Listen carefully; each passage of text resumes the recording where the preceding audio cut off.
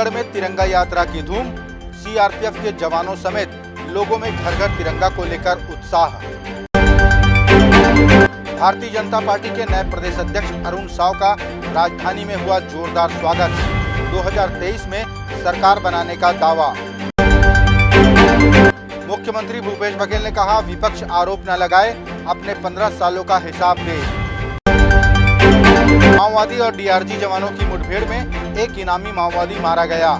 सरकार ने रखा था 5 लाख का इनाम। आजादी के अमृत महोत्सव को लेकर जगदलपुर कोतवाली में लगाया गया सेल्फी जोन। 3 सर्वश्रेष्ठ तस्वीरों को मिलेंगे पुरस्कार। नमस्कार, मैं हूं नारायण शर्मा और आप देख रहे हैं AINS न्यूज़ 24 चैनल। अब खबरें विस्तार से। भारतीय जनता पार्टी के प्रदेश अध्यक्ष बनने के बाद अरुण साव पहली बार राजधानी रायपुर पहुंचे। इस मौके पर कार्यकर्ताओं ने उनका जोरदार स्वागत किया। माना विमानतल से भाजपा कार्यालय तक रैली निकाली गई। भारतीय जनता पार्टी छत्तीसगढ़ के नए प्रदेश अध्यक्ष अरुण साव के राजधानी रायपुर आगमन पर कार्यकर्ताओं ने उनका जोरदार स्वागत किया।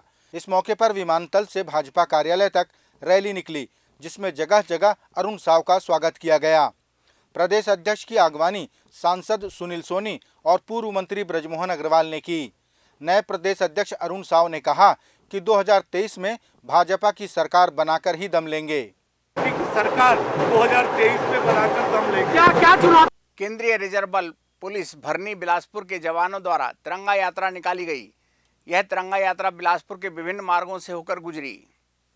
केंद्रीय रिजर्व बल पुलिस भरनी बिलासपुर के जवानों द्वारा घर घर तिरंगा अभियान के आह्वान को लेकर तिरंगा रैली निकाली गई। इस रैली के माध्यम से जवानों ने लोगों तक यह संदेश पहुंचाया कि देश आज़ादी की 75वीं सालगिरह मनाने जा रहा है, इसलिए इसे भव्य तरीके से मनाया जाए। घर घर तिरंगा का एक मुहिम जो चलाई गई है, जिससे कि हर नागरिक अपने अपने घर पर तिरंगा फहराए और उसको गौरवान्वित महसूस करे, उसको सम्मान दे और उसको राष्ट्र के प्रति एकता अखंडता के बारे में उसका जज्बा जो है जागे। इसी क्रम में हम सभी सीआरपीएफ के हमारा ग्रुप सेंटर भरनी में एक ग्रुप केंद्र है, जिसके अंतर्गत हम सब लोग वहाँ से एक रैली निकाला हुआ है, जिससे लोगों को जागरूक करें और लोगों के अंदर में देशभक्ति की भावना को पैदा करें। जवानों ने इस दौरान पैदल और मोटरसाइकिल के माध्यम से शहर के विभिन्न क्षेत्रों में तिरंगा यात्रा निकाली। देशभक्ति के गीतों के साथ इस तिरंगा यात्रा में लोग भी जुड़ते गए। छत्तीसगढ़ के मुख्यमंत्री भूपेश बघेल ने कहा कि वे बारिश के बाद अपने भेंट मुलाकात कार्यक्रम को फिर से शुरू करेंगे। उन्होंने बताया कि अभी कृषि कार्य होने के कारण सभी खेती किसानी के काम में व्यस्त हैं। छत्तीसगढ़ के मुख्यमंत्री भूपेश बघेल ने कहा कि बारिश के बाद उनका भेंट मुलाकात कार्यक्रम फिर शुरू किया जाएगा। उन्होंने बताया कि अभी गांवों में खेती बाड़ी का कार्य चल रहा है और सभी कृषि कार्य में व्यस्त हैं, इसलिए भेंट मुलाकात कार्यक्रम स्थगित किया गया है। जैसे ही बारिश खत्म होगी, इसे फिर से प्रारंभ किया जाएगा। अभी चूंकि खेती किसानी का दिन है, बारिश भी खूब हो रही है और सब लोग खेतों में हैं और कुछ दिनों बाद बारिश भी कम हो जाएगी और जब सब खेती किसानी से निवृत्त हो जाएंगे तो फिर भेंट मुलाकात कार्यक्रम फिर से शुरू करेंगे, चाहे वो इस महीने के अंत तक के हो या सितंबर महीने में। केंद्र सरकार के आह्वान पर घर घर तिरंगा को लेकर भारतीय जनता पार्टी इसे जोर शोर से करती नजर आ रही है। पूर्व मंत्री ब्रजमोहन अग्रवाल राजधानी के बूढ़ा तालाब समेत शहर की सड़कों पर तिरंगा लेकर निकले। आजादी के अमृत महोत्सव को लेकर घर घर तिरंगा फहराने का आह्वान प्रदेश की भारतीय जनता पार्टी बड़े जोर शोर से करती नजर आ रही है। पूर्व मंत्री ब्रजमोहन अग्रवाल के नेतृत्व में राजधानी रायपुर के बूढ़ा तालाब समेत शहर के विभिन्न क्षेत्रों में तिरंगा यात्रा निकाली गई। इस मौके पर ढेर सारे कार्यकर्ताओं ने लोगों में झंडा वितरण किया और आजादी के पर्व पर घर घर तिरंगा फहराने का आह्वान किया। जो जिस देश के प्रधानमंत्री नरेंद्र मोदी जी ने अमृत महोत्सव बनाने के लिए, देश की आज़ादी के 75 साल मनाने के लिए जो हर घर में तिरंगे का आह्वान किया है, छत्तीसगढ़ में 25 लाख घरों में तिरंगे फहरे और इसके लिए हम झंडे उपलब्ध करवाने की कोशिश कर रहे हैं। हम सबसे आग्रह करेंगे कि कोई भी घर, चाहे वो अमीर का हो चाहे गरीब का हो, बिना तिरंगे के ना रहे और इस देश के देशभक्ति का और राष्ट्रीयता का पुनर्जागरण हो, इसके लिए आह्वान किया जाए। प्रदेश के स्वास्थ्य मंत्री टीएस सिंहदेव के रिश्तेदार वीरभद्र सिंहदेव की मौत की जांच के मामले में मुख्यमंत्री भूपेश बघेल ने कहा कि परिवार के लोग यदि चाहेंगे तो इसकी न्यायिक जांच भी कराई जाएगी। बता दें कि भारतीय जनता पार्टी के पूर्व मंत्री अजय चंद्राकर ने वीरभद्र सिंह देव की मौत पर हत्या की आशंका जताई है। प्रदेश के स्वास्थ्य मंत्री टीएस सिंहदेव के रिश्तेदार वीरभद्र सिंहदेव की मौत की न्यायिक जांच की मांग पूर्व मंत्री अजय चंद्राकर ने की है। इस पर मुख्यमंत्री भूपेश बघेल ने कहा कि उनकी मंत्री टीएस सिंहदेव से टेलीफोनिक बात हुई है। मुख्यमंत्री ने कहा कि यदि परिवार वाले चाहेंगे तो इसकी न्यायिक जांच भी कराई जाएगी। ये कल मेरी टीएस सिंहदेव जी से बात हुई थी और उन्होंने इस प्रकार से कोई शंका जाहिर नहीं की। यदि परिवार के लोग यदि चाहते हैं तो हमें जांच कराने में कोई परेशानी नहीं है, लेकिन परिवार के लोग यदि कोई बात कहे। इसी मामले में कांग्रेस संचार विभाग के प्रमुख सुशील आनंद शुक्ला ने कहा कि यह एक सामान्य घटना है और इसकी न्यायिक जांच की मांग कोई षड्यंत्र हो सकता है। लेकिन भारतीय जनता पार्टी के मुख्य प्रवक्ता श्री अजय चंद्राकर के द्वारा जिस प्रकार से इस घटना में बयानबाजी की जा रही है और इसकी न्यायिक जांच की मांग की जा रही है, उससे तो ऐसा लग रहा है कि इस घटना के पीछे कहीं ऐसा तो नहीं कि भारतीय जनता पार्टी का कोई षड्यंत्र हो, क्योंकि एक सामान्य घटना के बाद में भारतीय जनता पार्टी के वरिष्ठ नेता के द्वारा न्यायिक जांच की मांग किया जाना, जबकि परिजनों को इस घटना के बारे में कोई शंका नहीं है, उससे ऐसा लगता है कि हो सकता है कि भारतीय जनता पार्टी का इस घटना में कोई संदिग्धता हो। निश्चित तौर पर इस घटना की जांच की जानी चाहिए और इस एंगल से जांच की जानी चाहिए कि इसमें अजय चंद्राकर या भारतीय जनता पार्टी का कोई संदिग्धता तो नहीं है। दंतेवाड़ा जिला मुख्यालय में स्वतंत्रता दिवस के अवसर पर होने वाली परेड के फाइनल रिहर्सल का निरीक्षण कलेक्टर विनीत नंदनवार ने किया। इस मौके पर जवानों द्वारा कलेक्टर के सामने परेड का प्रदर्शन किया गया। दंतेवाड़ा जिला मुख्यालय में स्वतंत्रता दिवस के अवसर पर झंडा वंदन और विभिन्न टुकड़ियों द्वारा मार्च पास्ट किया जाएगा। साथ ही परेड द्वारा सलामी का भी कार्यक्रम है। इसके पूर्व फाइनल रिहर्सल का निरीक्षण कलेक्टर विनीत नंदनवार ने किया। जिले के कलेक्टर के सामने जवानों ने परेड का प्रदर्शन किया और स्वाधीनता दिवस के कार्यक्रम की रूपरेखा शुरू से अंत तक रखी। प्रधानमंत्री आवास योजना और जल जीवन मिशन को लेकर विपक्ष के आरोपों पर बोलते हुए मुख्यमंत्री भूपेश बघेल ने कहा कि विपक्ष आरोप न लगाए बल्कि अपने 15 सालों का हिसाब दे। प्रदेश में प्रधानमंत्री आवास योजना और जल जीवन मिशन को लेकर विपक्षी दल भाजपा सत्ता पक्ष कांग्रेस पर आक्रामक रही है। प्रदेश में इन योजनाओं के उचित क्रियान्वयन न होने के आरोप पर प्रदेश के मुख्यमंत्री भूपेश बघेल ने कहा कि प्रधानमंत्री आवास योजना को लेकर आरबीआई की नई गाइडलाइन आने के बाद इसे हमारी सरकार ने बजट में शामिल किया है। उन्होंने भाजपा पर निशाना साधते हुए कहा कि आरोप लगाने वाले पहले 15 सालों का हिसाब दें। पहले तो बैंक लोन देती थी, लेकिन अब आरबीआई की नया गाइडलाइन आ गया कि जिससे रिपेमेंट ना हो सके, तो वैसे आपके जो संस्था बनाया गया है लोन लेने के लिए उसको हमको नहीं देना है और इसलिए हमने इसमें बजट में शामिल किया। बजट से हम पैसा दे रहे हैं। तो मकान बनाने के लिए नल जल योजना की बात है, नल जल योजना चल रहा है, 13 लाख घरों में पहुंच चुका है। सवाल इस बात का है कि 15 साल आपको सत्ता मिली और 15 साल में आप मकान नहीं बना पाए।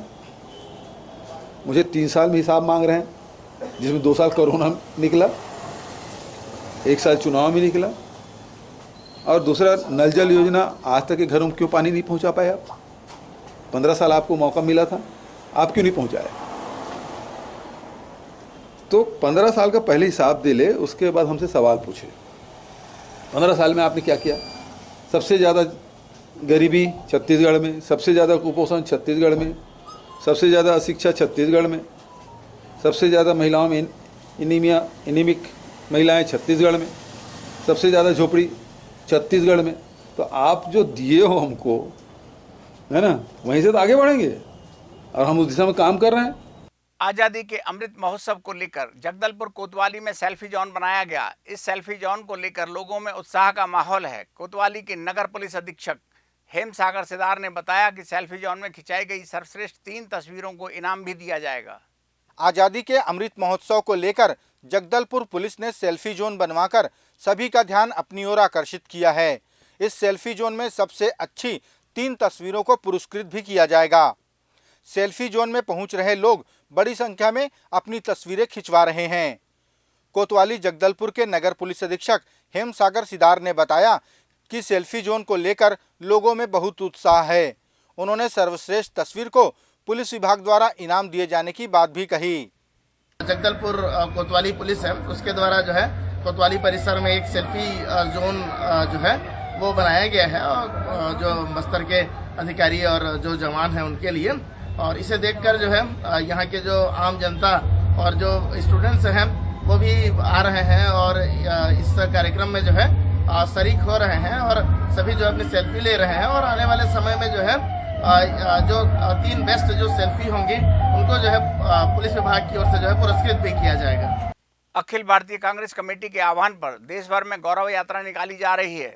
इस कड़ी में राजधानी रायपुर के विधायक और संसदीय सचिव विकास उपाध्याय ने अपने विधानसभा क्षेत्र में गौरव यात्रा निकाली। इस गौरव यात्रा में लोगों ने बढ़ चढ़कर हिस्सा लिया।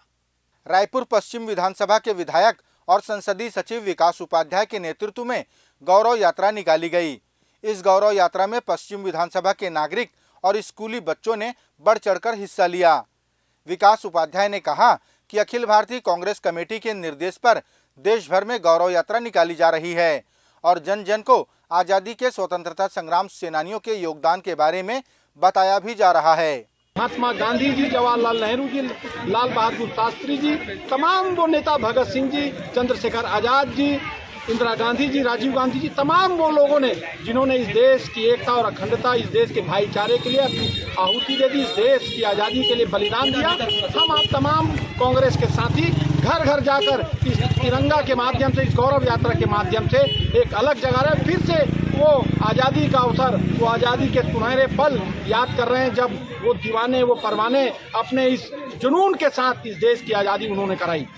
स्वाइन फ्लू को लेकर भारतीय जनता पार्टी ने स्वास्थ्य मंत्री टी.एस. सिंहदेव के नदारद रहने का आरोप लगाया। इस आरोप का खंडन करते हुए स्वास्थ्य मंत्री ने कहा कि स्वास्थ्य मंत्री के रहने या ना रहने से स्वाइन फ्लू ना आता है ना जाता है। उन्होंने बताया कि वे निरंतर विभाग के अधिकारी और डॉक्टरों के संपर्क में हैं। भारतीय जनता पार्टी ने आरोप लगाया था कि प्रदेश में स्वाइन फ्लू के मामले बढ़ रहे हैं और स्वास्थ्य मंत्री नदारद हैं। भाजपा के बयान पर प्रतिक्रिया व्यक्त करते हुए स्वास्थ्य मंत्री टी.एस. सिंहदेव ने कहा कि स्वास्थ्य मंत्री के रहने या नहीं रहने से न स्वाइन फ्लू आता है न ही जाता है।